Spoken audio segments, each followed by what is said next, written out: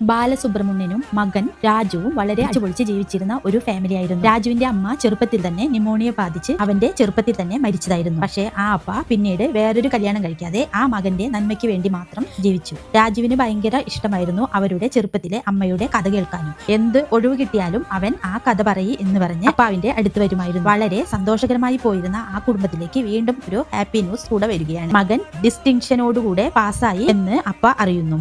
അങ്ങനെ അവനോട് ഇനി എന്താണ് തുടർന്ന് പഠിക്കേണ്ടത് എന്ന്, നിനക്ക് എന്താവണം എന്നും ചോദിക്കുമ്പോൾ എനിക്ക് എഞ്ചിനീയർ ആയാൽ മതി അപ്പ എന്ന് അവൻ പറയുന്നു. അങ്ങനെ മനസ്സില്ലാ മനസ്സോടെ സുബ്രഹ്മണ്യ ദൂരെ ഉള്ള ഒരു കോളേജിൽ അവന് അഡ്മിഷൻ എടുക്കുന്നു. ഫസ്റ്റ് ക്ലാസ്സിൽ തന്നെ സീനിയേഴ്സ് വന്ന് അവിടെ പ്രശ്നമുണ്ടാക്കുകയും റാഗിംഗ് നടത്തുകയും ചെയ്യുന്നു. അവിടുത്തെ പ്രിൻസിപ്പാളും മാനേജ്മെന്റും ഇടപെട്ട് അവരെ ഒരു കണക്കിന് അവിടെ നിന്ന് പറഞ്ഞയക്കുന്നു. പക്ഷേ പിന്നീട് ഒരു പാവപ്പെട്ട കുട്ടിയെ സീനിയേഴ്സ് 4 പേർ കൂടി ഉപദ്രവിക്കുന്നു. അതുകണ്ട് രാജുവിന് സഹിക്കാൻ വയ്യാതെ അവൻ അവരുമായി എതിർക്കുന്നു. എല്ലാ കൂട്ടുകാരോടും പറയുന്നു, നമ്മൾ എല്ലാവരും ഒരുമിച്ച് നിന്നാൽ ഇവരെ തുരത്താവുന്നതേ ഉള്ളൂ എന്ന്. നമ്മൾ എല്ലാവരും ഇനി മുതൽ ഒരുമിച്ച് നിൽക്കണം എന്നും അങ്ങനെ എന്ത് വന്നാലും ഒരുമിച്ച് നിൽക്കാമെന്ന് അവർ വാക്കുകൊടുക്കുന്നു. അങ്ങനെ പിന്നീട് സീനിയേഴ്സായ ആ 4 പേരെയും തുരത്തുന്നു. അവർക്ക് അത് കൂടുതൽ വൈരാഗ്യമാകുകയും പിന്നീട് രാജുവിന്റെ റൂമിലേക്ക് 4 പേർ വരികയും അവനെ ഭീഷണിപ്പെടുത്തുകയും ചെയ്യുന്നു. അപ്പോൾ അവൻ പറയുന്നു, ബാക്കിയുള്ള എല്ലാവരെയും കൂടെ വിളിക്കൂ എന്ന്. നമ്മളെല്ലാവരും ഒറ്റക്കെട്ടായി നിന്നാൽ ഇവരിൽ നിന്നും നമ്മൾക്ക് രക്ഷപ്പെടാം എന്ന്. പക്ഷെ അവരെ സീനിയേഴ്സ് തടഞ്ഞ് നിർത്തിയിരിക്കുകയായിരുന്നു. അവർക്ക് ഒന്നും ചെയ്യാൻ കഴിയുമായിരുന്നില്ല.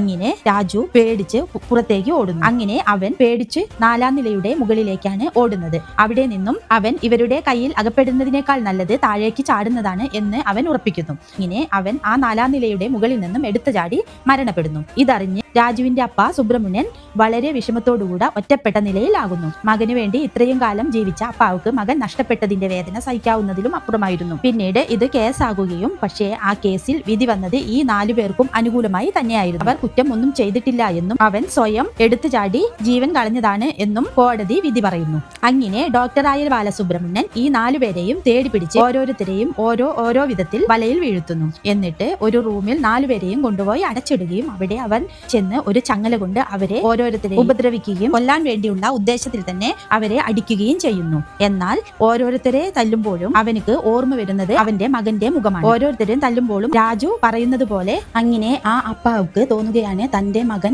പറയുന്നത് പോലെ അപ്പ തല്ലല്ലേ അപ്പ എന്ന് പറയുന്നത് പോലെ ആ അപ്പാക്ക് തോന്നുകയാണ്. ഓരോരുത്തരെ തല്ലുമ്പോഴും ആ അപ്പാക്ക് തന്റെ മകനെയാണ് ഓർമ്മ വരുന്നത്. അങ്ങനെ അവന് പിന്നീട് അവരെ ഒന്നും ചെയ്യാൻ കഴിയാതെ ആകുന്നു. ഇവരെല്ലാവരും തന്റെ മകൻ തന്നെയാണെന്ന് അവന് തോന്നുകയാണ്. അങ്ങനെ അവൻ എല്ലാവരെയും കൂട്ടി കോളേജിലേക്ക് പോകുന്നു. പ്രിൻസിപ്പാളിനോടും മാനേജ്മെന്റിനോടും അവൻ പറയും, ഇവർ 4 പേരും തന്റെ മകനെ പോലെ തന്നെയാണ്, ഇനി ഞാൻ ഇവരെ ഉപദ്രവിക്കുന്നില്ല. അങ്ങനെ പറഞ്ഞ് അവൻ കരഞ്ഞുകൊണ്ട് കോളേജിൽ നിന്നും ഇറങ്ങിപ്പോകും.